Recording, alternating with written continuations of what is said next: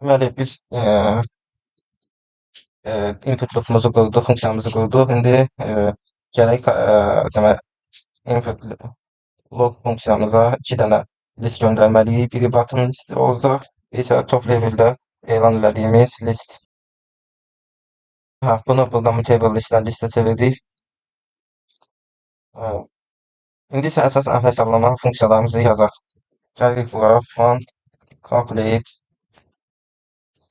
log deyirəm. Deməli mənim bir inputum var. Həmən inputdan 2 dənə ədəd çıxarmalıyam, bir dənə nə çıxarmalıyam? Əməliyyat simvolu. Bir folder qoyuram. Operator deyirəm, listin içində gəlsin. İlk qururam bir dənə input deyirəm, contains operator deyirəm. Contains operator text. Contains operator text deyirəm. Əgər elədirsə val part bərabərdir input split split operator text deməli toString deyirəm. Operand 1 bərabərdir part 0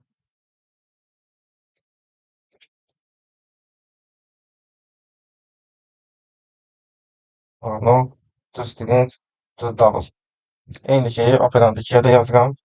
Deməli biz nə elədik? Əməliyyat aparacağımız ədədləri 2 ədədi və hansı əməliyyat üzrə hesablama aparacağımızı plus minusmu, vurmamı, bölməmi onu tapdıq. Yəni biz artıq hesablama apara bilərik.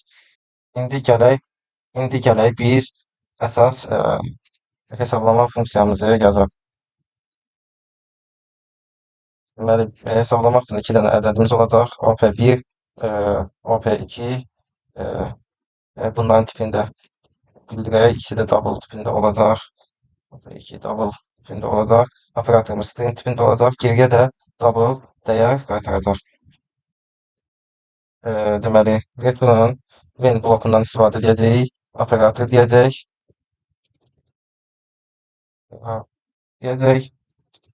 Şərt olaraq deməli birinci əməliyyatımız olacaq plus.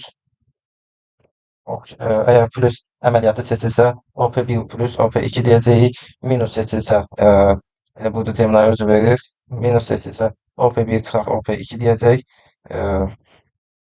Vurma əməliyyatı seçilsə deməli OP1 bölünsün OP1 vurulsun OP2. Yəni bu hesablama əməliyyatını həyata keçirəcəyik. Bir də biz burada əlavə funksiyalar var.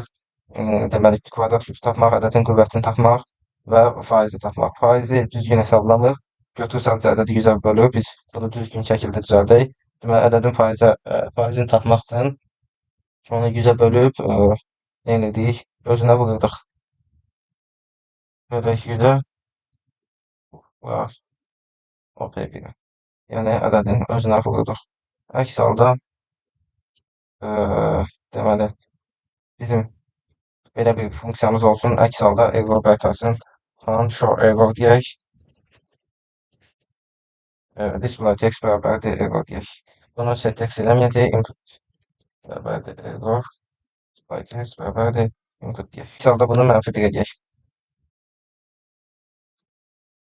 -1.0 edək.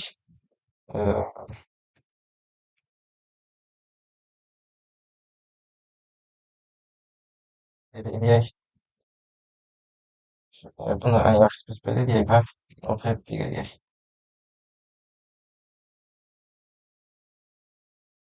Deməli, hesablama funksiyamız da hazırdır. İndi bizə nə lazımdır? Bu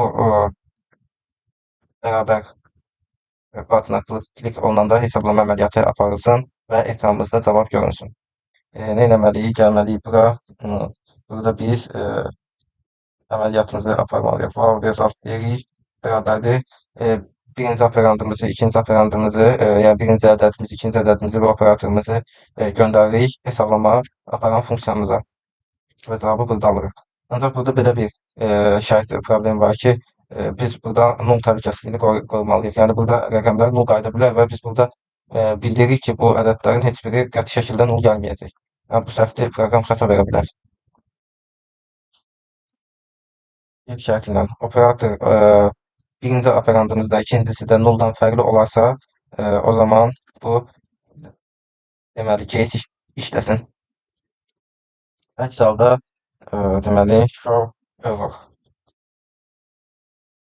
Sonra deməli display deməli input bir buradan aldığımız cavabı bərabər edirik result display x bərabərdir input edirik. İndi hələlik sınaq üçün, yəni burada çox əksiklər var. Hissə-hissə problemləri aşkar etdikcə bir yerdə mərhələ-mərhələ aradan qaldıracağıq. Hələlik test üçün deməli application'ımızı çalışdıraq. Application'ı çalışdırmaq üçün də mən normalda fiziki Android telefonu istifadə edirəm. Çünki digər halda buradan virtual cihaz yaratmalıyam, Android cihaz. O da kompüterdən çox resurslar tələb eləyir, RAM tələb eləyir, deməli tutumlu çox yeri tutur. Ona görə də yəni məsləhətdir ki, fiziki cihaz istifadə edə bilərsiniz. Yox, kompüterin texniki göstəriciləri yüksəkdirsə, virtual buradan create virtual device seçimini seçib buradan virtual bir cihaz yarada bilərsiniz. Məsələn, hansısa birini seçə bilərsiniz. Buradan deyək bir orta səviyyəli bir cihaz seçək. Olsun, bu next deyirik. Mən məsəl üçün bu SDK-nı məsələn Android 15 versiyasını yükləmişəm. Next deyirik. Finish deyirəm. Bunu indi məndə hazır idi deyə tez açıldı. Lakin sizdə oyun yüklənməyi müəyyən bir vaxt alacaq. SDK-ların, yəni bütün telefonun, Android telefonu üçün lazım olan bütün resurslar oraya yüklənməlidir. Ona görə o xeyli vaxt alacaq. Sonra buradan işə salıram virtual cihazımı və onun cihazın işə düşməyini gözləyirəm. Yəni o gerçək bir telefondan heç bir xüsusiyyəti ilə fərqlənmir. Tamamilə demək olar gerçək telefonun Android cihazın burada virtual versiyası yaratılır. Ona görə də kompüterin çox resurslarını istifadə elədiyi üçün xeyli RAM istifadə edir. Gözləyək telefon açılsın.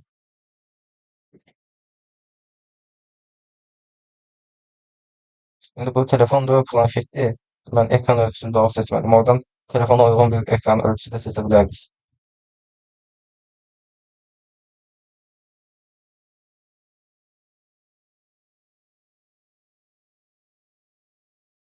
Bir də işə salaq proqramı.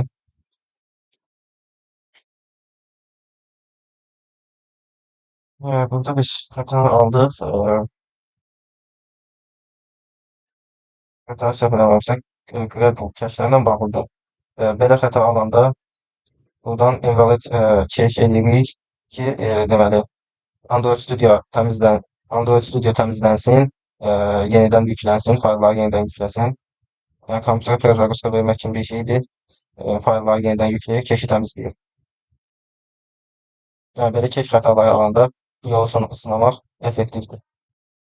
İndi bütün papkaları bir tezdən yükləyəcəyi üçün bu biraz vaxt alacaq. Ona görə biraz gözləməli olacaq.